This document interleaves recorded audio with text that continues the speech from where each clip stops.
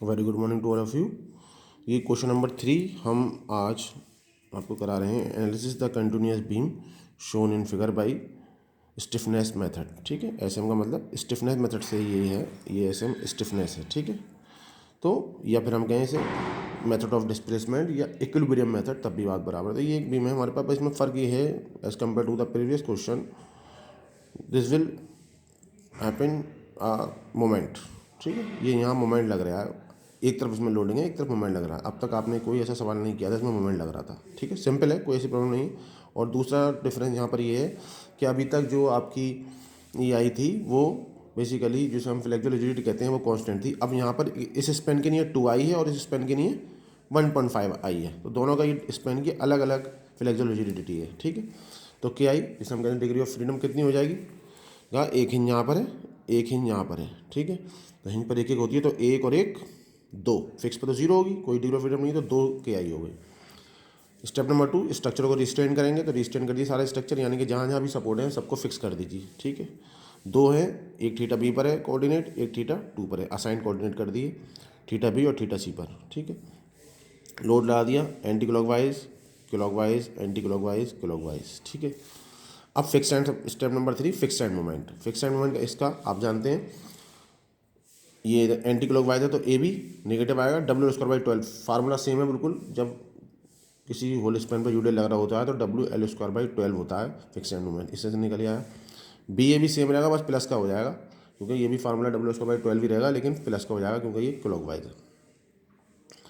B C में जब आप आएंगे, ये बी सी में, तो बी सी में आप देख रहे हैं कि ये मोमेंट लग रहा है, तो मोमेंट के लिए फार्मूला होगा, अब ये एंटी क्लॉकवाइज है तो माइनस, तो एंटी क्लॉकवाइज का है 3a minus L bracket close B upon L square.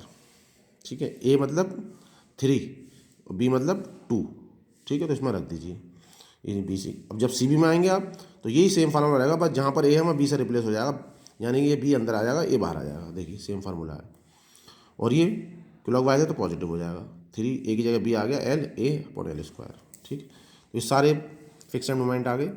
Load matrix आप जानते हैं कैसे बनती है, फिक्स एंड मोमेंट को जोड़ना पड़ता है जहाँ यहाँ पर आपका कोऑर्डिनेट है, तो कोऑर्डिनेट यहाँ पर है पहले वन, तो यहाँ पर 2 मेंबर हैं बी ए और बी सी, तो इन दोनों को बी ए और बी सी, देखो बी ए का है कितना 26.66 और बी सी का है 5.12, दोनों जोड़ा तो ये हो गया एक जॉइंट। दूसरा जॉइंट कौन सा होगा, सी वाला, सी पर एक ही मेंबर है सी बी, तो सी बी का फिक्स एंड मोमेंट कितना है 1.92, ये जोड़ दिया। यानी कि जहाँ पर आपका कोऑर्डिनेट है वहाँ पर जितने मेंबर हैं वो जुड़ेंगे, एक कोऑर्डिनेट एक रो में, दूसरा कोऑर्डिनेट दूसरे रो में, अगर 3 होते तो तीसरा जोड़ता, तो 2 ही है तो 2 में जोड़ गए।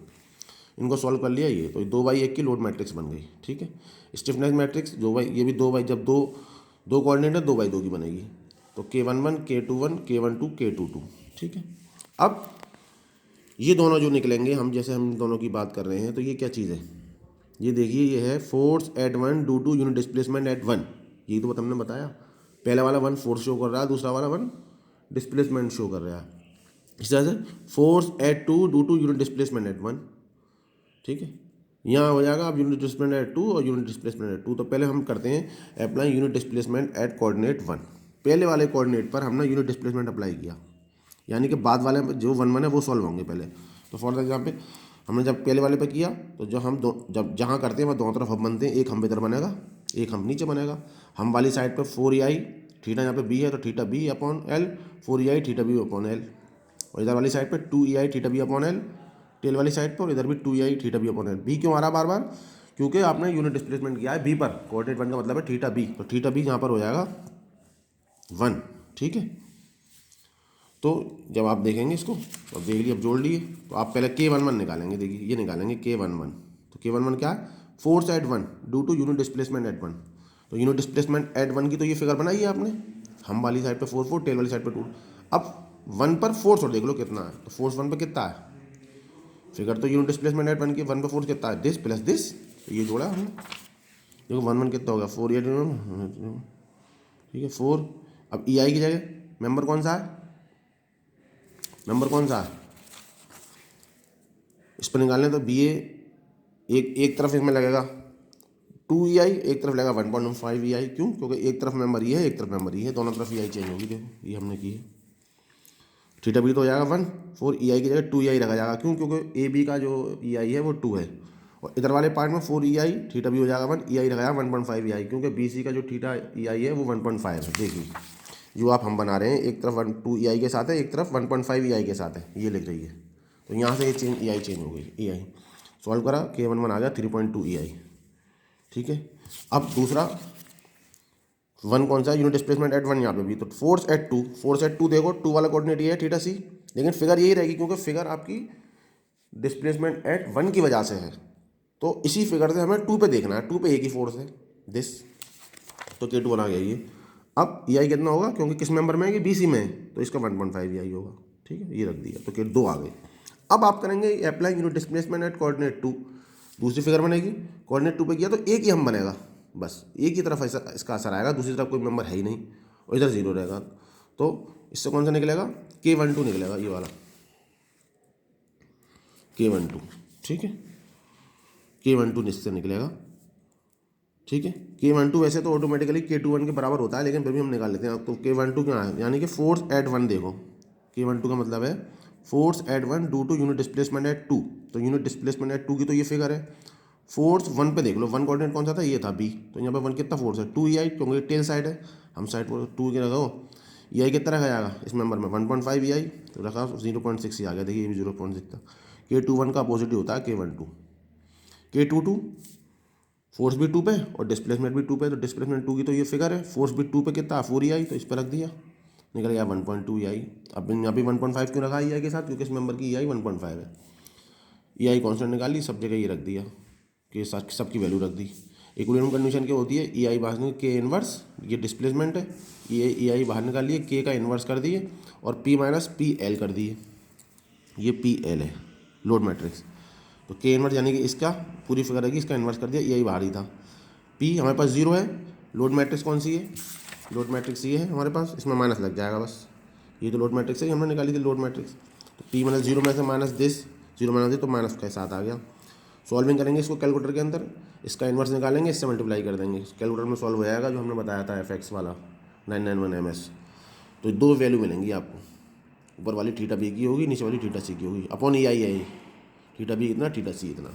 ठीक है, बस थीटा बी इतना थीटा सी इतना के बाद फाइनल मोमेंट निकाल दो उसी सेम फार्मूले से, MFAB 2EI। ठीक है, 2EI upon L plus 2 theta A plus 2 theta B minus 3 delta YL। ये फार्मूला, ये वो ऐसे पूरा नहीं लिखा है हमने यहाँ पे, लेकिन हम पूरा लिख चुके हैं आपको। तो जिस मेंबर का फाइनल मोमेंट निकालना है, उस मोमेंट का fix end moment plus 2EI upon L। ठीक है, 2EA प्लस 2 थीटा B, 2 यहाँ पर 2 किसके साथ आएगा, जो पहले है 2 theta A plus theta B, और माइनस 3 डेल्टा YL और होता है इसके साथ, लेकिन डेल्टा हमारे पास सिंक कुछ भी नहीं है, इसलिए इसको हम 0 मानते हैं, इसलिए हम इसे बार बार लिख नहीं रहे। ठीक है,